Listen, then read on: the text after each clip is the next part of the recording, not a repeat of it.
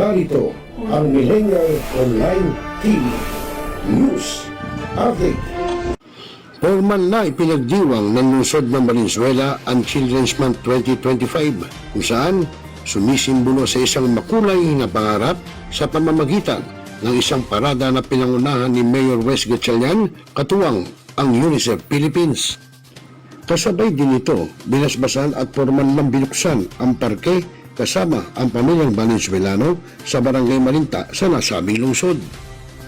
At ang nasabing parke ay nasa 3,688 square meters na pasilidad na aabot sa 20 milyong piso na halaga ng pasilidad na pinondohan ng Valenzuela City.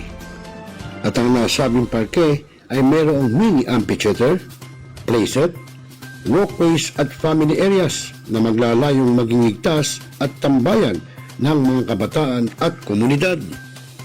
At katuwang din ng Valenzuela LGU ang LX Corporation sa pag-aayos ng mga dating bakanting espasyo gaya ng dating skate at power park sa may barangay Karuhatan ng nasabing lungsod.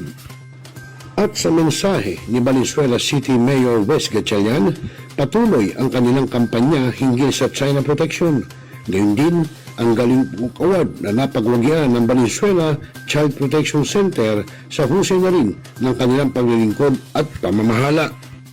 Dumalo rin sa programa sina Valenzuela City Vice Mayor Marlon Alejandrino, Congressman Kenneth Gatchalian, mga opisyal buhat sa NLEX at UNICEF, at iba't ibang youth organization at grupo ng child protection ng lungsod ng Valenzuela.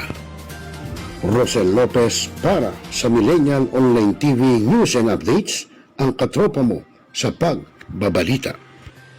Rosel Lopez para sa Millennial Online TV, ang katropa mo sa pagbabalita.